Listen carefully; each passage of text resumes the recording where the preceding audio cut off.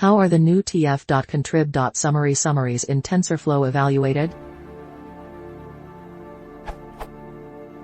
I'm having a bit of trouble understanding the new Tf.Contrib.Summary API. In the old one, it seemed that all one was supposed to do was to run tf.summary.merge_all and run that as an op.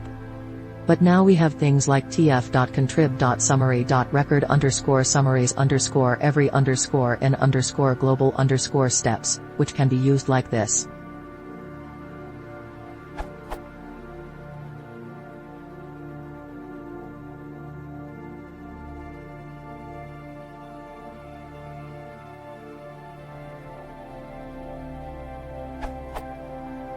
And now come a few questions. If we just run session.run summaries in a loop, I assume that the accuracy summary would get written every single time, while the loss one wouldn't, because it only gets written if the global step is divisible by 30. Assuming the summaries automatically evaluate their dependencies, I never need to run session.run accuracy summaries, but can just run session.run summaries, since they have a dependency in the graph, right?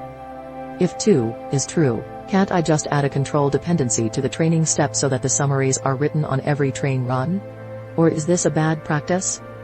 Is there any downside to using control dependencies in general for things that are going to be evaluated at the same time anyway?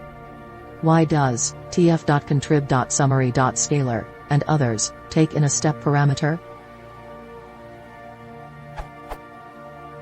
By adding a control dependency in 3, I mean doing this.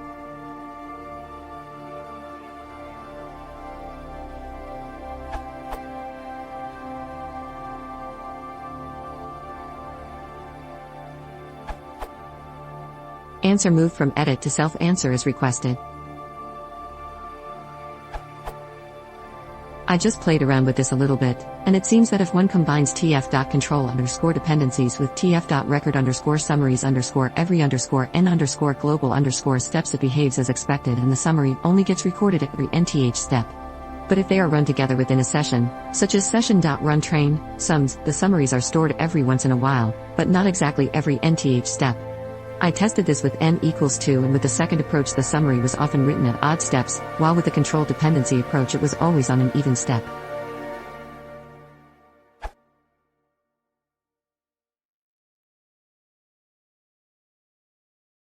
If you want to support the channel, please consider subscribing.